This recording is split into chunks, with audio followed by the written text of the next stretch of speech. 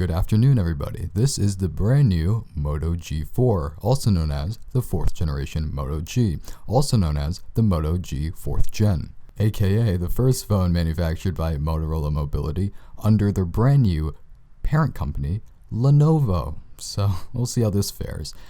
This is available for $199. I got it from Best Buy a couple of hours ago.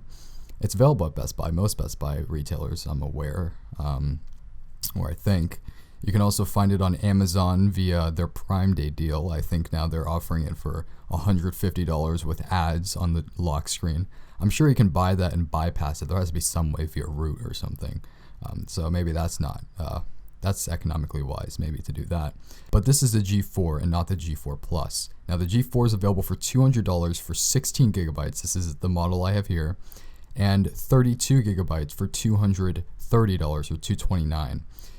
I went for 16 gigs because, of course, you can pop in a micro SD card slot. So I thought it'd be best to simply save the $30. And I didn't opt for the Moto G4 Plus because that's $250. And it just has a slightly better camera and a fingerprint scanner, an ugly one at that. I mean, the fingerprint scanner is a square and the phone is rounded.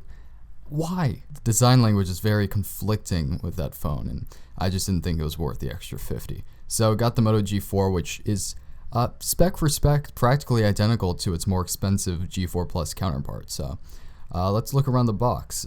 Unlocked, works on all major US carrier networks. Good. Moto G4 octa-core processor, has a Snapdragon 617, I believe, which is fairly powerful. I think even more powerful than the Snapdragon 801, which is the standard for most budget phones, aka the OnePlus X, which is now no longer in stock, unfortunately. I think that was a fantastic value. I mean, especially for its $200 discounted price. But I guess they had to stop manufacturing them, to focus on their new OnePlus 3. We also have a 13 megapixel camera with a 5 megapixel selfie camera, 4G LTE, which is nice. Also have a 5.5 inch 1080p display, which gives you a pixel density of 401, which is identical to that on the iPhone 6s Plus, which is available, I believe, in some configurations for as expensive as $1,000. So it's evident that you're getting a lot of bang for your buck here. You also have turbo power charging abilities as a capability. You don't get a turbocharger with the G4. I think it comes standard with the G4 Plus. If that's the case, then it might be worth it just for that alone. And you have micro SD expansion, I believe, up to 128 gigabytes. And then when you flip it over to the right, this is what it says. Same thing, unlocked, works on all major carriers. You have your information there. And on the back, you essentially get the same things reiterated here.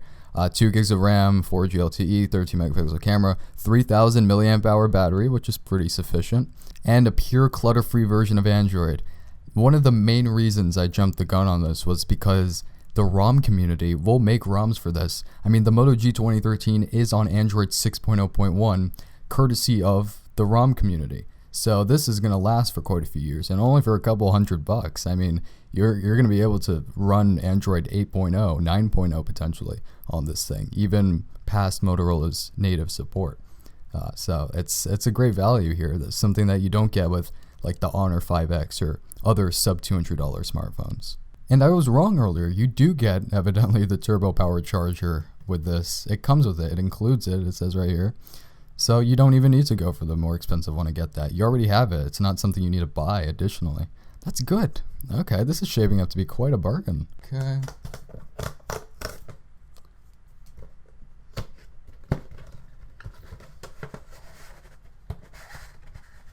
Okay, wrong way.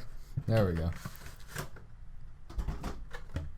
This is what it looks like, if you're interested.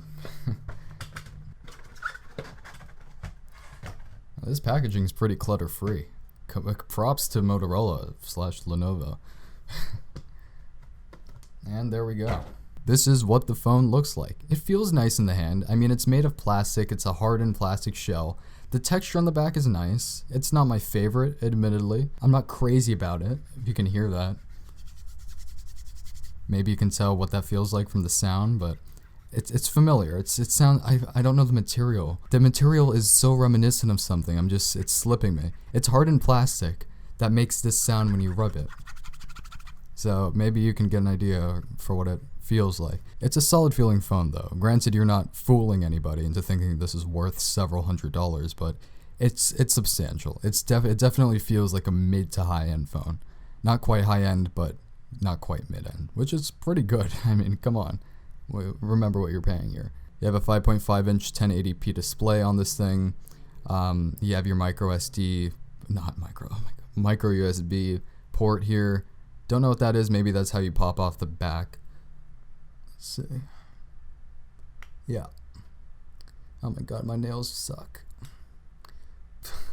You have a tiny camera hump, borderline unnoticeable from the side, really.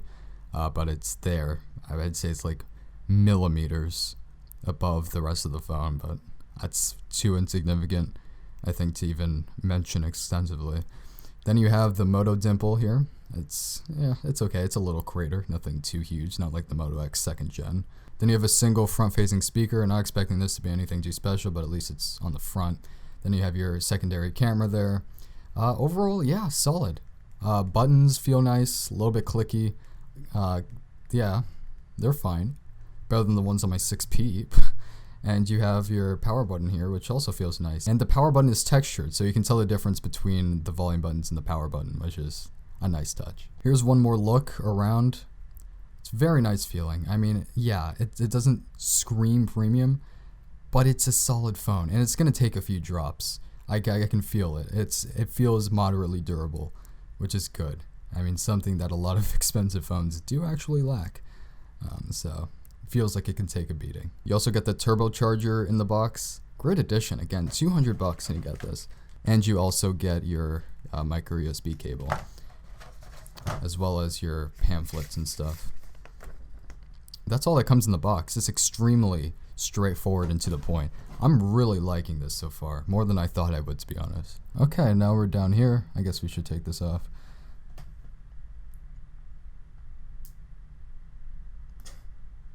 This won't take longer than 5 minutes, I promise you.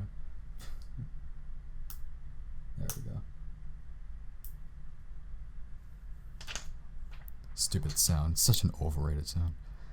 Okay, let's turn it on, see how much juice it has. Ooh, holy bright.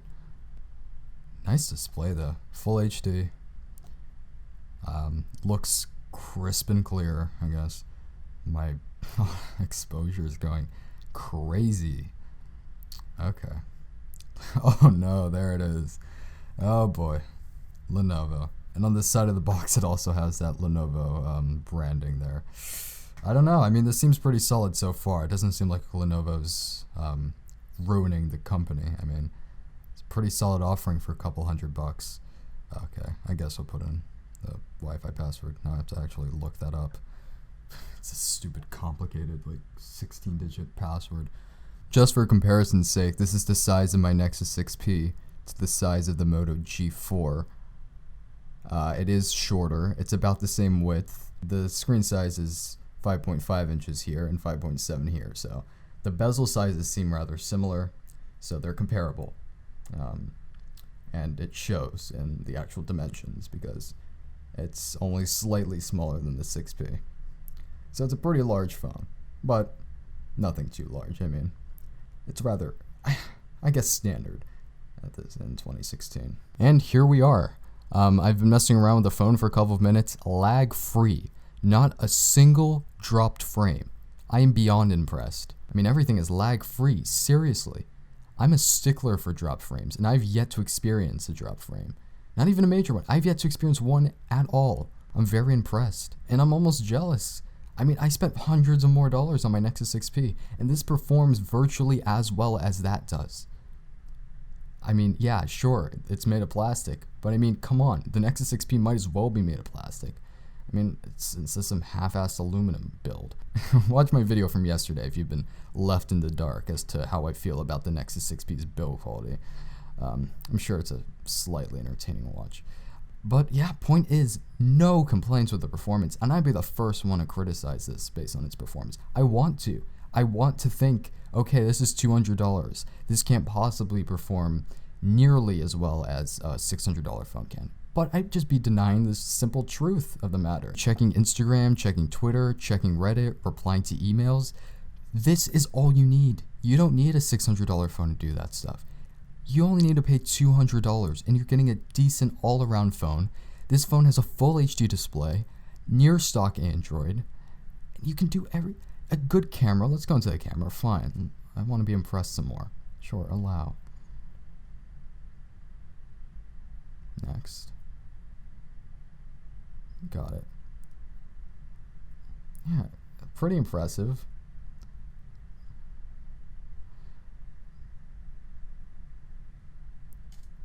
Nice. Let's see how that turned out.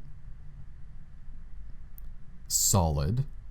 I mean, this has everything. This is a complete package. Now that the OnePlus X is no longer in production, unfortunately, this is the best phone you can get for under $200 retail.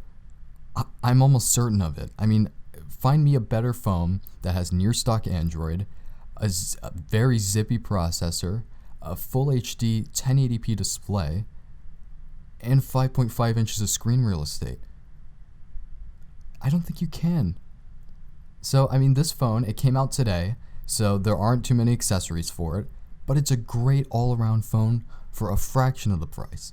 And it's sort of platitudinous to say, because of course you hear that all the time. Oh, now phones are getting cheaper. Oh, good phones are getting cheap phones are getting get whatever. Whatever MKBHD's creative mantra is nowadays. Yeah, good phones are getting cheap, but there's still pretty expensive phones out there, like the Galaxy S7. Don't get that if you're just browsing the internet or browsing Twitter. If you haven't gotten an extremely expensive smartphone, there really is no reason to. Spend a couple $100s on a solid all-around performer. I mean, this, look, it's effortless. Snapdragon 617, thoroughly impressed with it. I mean, look at this, $200. You're getting flawless performance, nearly flawless. I'm sure there'll be a couple stutters here and there, but I think it's worth just paying 33% of what you pay for a more expensive smartphone that maybe has one less stutter every 20 minutes than a phone a fraction of the price. I mean, I'm thoroughly impressed with this. You're getting microSD expansion so you can bring your entire music collection along with you, and you have a fully functional operating system to go along with it. This phone is great so far. Absolutely no complaints. So satisfactory. This is more than satisfactory. And you have the latest version of Android 6.0.1. Of course, I'll show you the Easter egg. If I can activate it. I haven't had to in a while. There we go. Took long enough. The display, nothing to complain about. I mean, it's a very, very decent LCD display. Did I mention it's full HD? I mean, it's absolutely remarkable. If I had to leave my Nexus 6P, I could use this without an issue. At least I foresee that as my daily driver. And I've used a quote-unquote flagship for the past 9 months. For the past couple of years, I used an iPhone 6 beforehand. The iPhone 6 isn't better than this. I mean, this has a higher Geekbench score than the iPhone 6. And that iPhone 6 is still selling for $500 usually.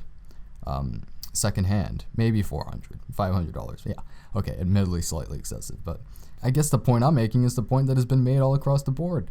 There's no need for a more expensive smartphone. They're more unnecessary than ever. I mean, you can buy something like this. And props to Lenovo for not committing suicide with this phone. I read The Verge's review yesterday. They gave it a 6.8. That was the Moto G4 Plus. Their argument was its software performance. But I mean, this looks pretty flawless to me. I don't know what problems that reviewer was having. This is buttery smooth. I mean, yeah, we'll see where this is a year down the line, but no complaints at this point in time. So I'll play around with this a bit more. I might do another video on this soon, possibly. But I really see no reason not to recommend it. There's nothing else that's currently being sold that is better for the price. I mean, if you can find a deeply discounted LG G4 for $220, yeah, it might be worth the extra $20 to get something like that. But keep in mind, this processor is nearly as powerful as the 808, and it's still less retail price. And it's a new product, so there's better support for it. The LG G4 is ridden with issues, especially the boot looping one. So, I mean, picking up a new budget smartphone isn't a bad idea. Sure, you can pick up a flagship from a couple years ago, but if that goes down the crapper, I mean, good luck getting that fixed. I mean, yeah, 14-day warranty, but oh no, once that runs out, I think you're kind of out of luck there. So I think this might be the new king of budget smartphones. We'll have to wait and see, but I mean, this is the complete package. Again, I don't know how many times I have to say it. Very, very impressed. Again, performance. I mean, look at that. Smooth 60 FPS performance. Yeah, props Lenovo/Motorola. I guess we'll have to see what you do with the Moto Z. We'll see how intriguing that is. But until then, I mean, this is a rather commendable offering you're giving us. So yeah, that's it. That's my unboxing / first impressions video. Yeah, wow. I am still amazed because I haven't really played with a budget smartphone in length before, and it's amazing how much you're getting for the price. It really is. It's something. It's so saying so is so generic because everybody says it, but because it has some merit to it. It has more than some merit. I mean, look at this. My God, I just want to play around with the user interface all day. I mean, my biggest complaint is that it's too bright at its minimum brightness setting. I mean, that's really it. Oh, that wasn't its minimum brightness. Okay, fantastic. There we go. Yeah, still. Yeah, it could be less bright. I don't know. I'll probably root it or something eventually. I think there's already a CyanogenMod mod in development for this. Again, ROM support. Thumbs up. I mean, this phone has pretty much everything so far. Alright, I'm going to stop gushing over it. Thanks for watching. If you see it until the end, why? And thank you simultaneously. You've just been given this 99, and I'll catch you next time. Later.